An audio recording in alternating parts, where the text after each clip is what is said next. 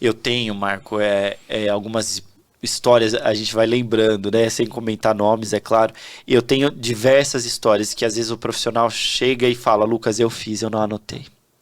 Lucas, eu agi assim, eu fiz exatamente isso, eu deixei de anotar. Conta uma pra gente, Lucas. Por exemplo, né, eu tive um caso em que um atendimento em Jundiaí, numa unidade básica de saúde, uma gestante estava com um certo sangramento e um corrimento, e já estava aí no final da gestação, e o médico fez todo o atendimento, era madrugada, ele fez todo o atendimento para essa gestante, e mandou ela direto para um hospital, porque realmente a unidade básica de saúde não tem os instrumentários necessários para fazer um parto, ou se fizer o parto, uma UTI, não se sabe a condição desse feto. Sim. Esse feto, por exemplo, tinha um problema congênito de restrição e etc.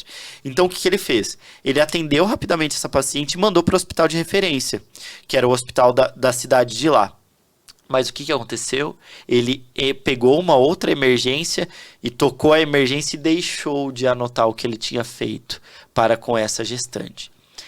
Daí, claro, meses depois, 8 meses depois, chegou a intimação do processo, dizendo exatamente que ele não fez nada, que ele não tinha agido, que ele não tinha direcionado e etc e tal. E como era uma unidade básica de saúde, tinha aí a recepção, tinha o outro colega médico, o enfermeiro, e ele realmente não anotou. Então, assim, isso é um tiro no pé, porque não há prova documental daquilo que ele fez ou deixou de fazer. E daí eu tenho que pegar a recepcionista, tenho que pegar a entrada, a triagem, se é que tem alguma anotação ou não. O enfermeiro que viu a emergência subsequente, tenho que pegar o atendimento subsequente para indicar que foi uma urgência em cima da hora, ou o horário que ela foi transferida da ambulância, porque tem anotação do horário. Veja, é um quebra-cabeça. Uau, isso deve dar um trabalho meses depois, hein? E na verdade é triste, porque o médico fez, e ele deixou de anotar. E essa paciente, no caso, evoluiu negativamente. Ela evoluiu negativamente, esse feto foi a óbito, ele já tinha aí também características congênitas, ele já tinha problemas durante uma gravidez, que foi uma gravidez de alto risco, né? Mas esse bebê aí acabou falecendo e teve esse desdobramento, né? E daí nós temos essa dificuldade, porque nós não temos o documento. E isso pesa muito num processo judicial. Isso faz o processo ficar mais longo, né? Faz o processo ficar mais longo, faz o processo ficar mais difícil. Mais caro. Mais caro. Faz o processo ficar desfavorável para o médico, sem sombra de dúvida. Correndo risco de perder. Sim, sem sombra de dúvida. O fato de não existir um documento datado, carimbado, assinado, descrito com toda certeza expõe esse profissional. E tem sido, você tem visto, o que você tem visto do CRM? Como é que está sendo o CRM nessas situações? Nós temos alguns mundos que o médico pode ser questionado, né? Ele pode ser questionado no âmbito civil, que é dinheiro, a família daquele paciente ou o próprio paciente, ele vai pedir dinheiro. Indenizações, né? Indenizações pecuniárias. Então ele quer 200, 300, 400 mil, pensão vitalícia. Pensão vitalícia? Danos estéticos, danos morais, danos materiais, não gostou da cirurgia, ou em decorrência dessa cirurgia ele teve que fazer outra cirurgia que custou 35 mil reais, então ele pede danos morais, mais os 35 mil, enfim. Então essa é a esfera civil.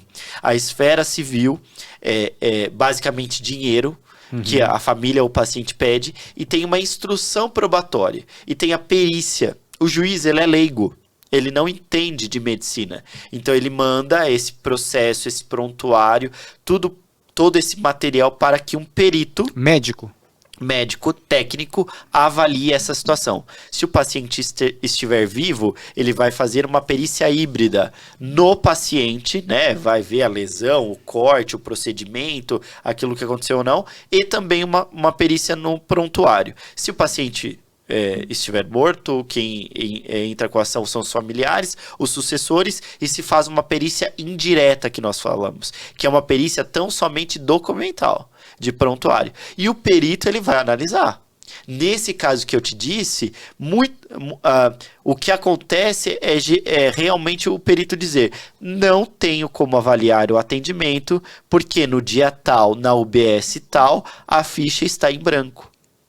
Não tenho como avaliar esse atendimento. Manda para o juiz. Manda para o juiz. E isso fica inconclusivo, ou ele conclui negativamente. Então, é muito difícil não ter essa anotação. Daí você me perguntou sobre o CRM, o conselho. Os médicos também podem ser questionados perante o Conselho Regional de Medicina, aqui do estado de São Paulo, e com recurso para o CFM, que é o Conselho Federal de Medicina. E nessas hipóteses, ele pode ser questionado pelo mesmo exemplo, por exemplo, dessa gestante. Mas ele é questionado administrativamente. O que a pessoa quer? Uma penalidade para esse profissional. E o que é isso? Ele pode ser cassado, suspenso, advertido, censurado. E isso tudo são penalidades que podem acontecer ao final desse processo que nós chamamos administrativo disciplinar, que no âmbito do conselho é um processo ético profissional, né? Primeiro vem uma cartinha, uma sindicância, e depois pode ou não transformar num processo ético profissional. E daí é isso que o médico recebe. Ou ele vai ser culpado e receberá aí as penalidades que eu te falei, ou ele vai ser considerado não culpado, né? Então, e também, falando um pouco das esferas, tem a esfera penal, né? Lesão corporal. Cadeia, Lucas?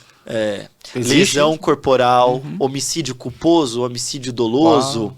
Né? Então são questionamentos na esfera penal que o médico pode ou não ser questionado, né? Isso depende da estratégia do advogado, ou da situação mesmo que aquilo aconteceu. Ele pode ir para uma criminal mesmo. Pode sim. Ele pode, em procedimentos cirúrgicos, que foi ou não autorizado por escrito do paciente, ou algum bisturi elétrico que acabou cortando aí aquilo que não era para cortar, foi uma lesão corporal, né? Perícia ainda. Então tem várias esferas de questionamento, e em cada esfera nosso ordenamento jurídico ele diz uma responsabilidade, ele traz uma consequência. Civil, dinheiro. Administrativa no conselho, essa penalidade administrativa, censura, advertência, cassação, que todo mundo tem medo, né? E a suspensão do exercício por 30, 90 dias, enfim. E a penal, que é uma pena restritiva de direitos, é prisão.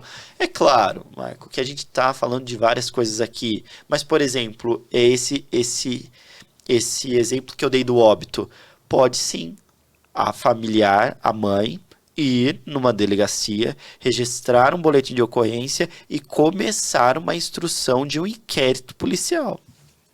Para ver aí se houve esse óbito, ele era evitável, inevitável, o médico naquela unidade poderia ter feito alguma coisa. Já é a polícia civil ali mesmo, né? É a polícia civil. E é tudo cartinhas, né? Daí o médico recebe essas intimações, essas convocações, essas cartas de citação e de intimação. E daí leva um susto, né? E daí o advogado tem que ir até a delegacia, até o fórum, entrar no sistema do Tribunal de Justiça do Estado de São Paulo e ver aí o que está pedindo, o que está reivindicando, né?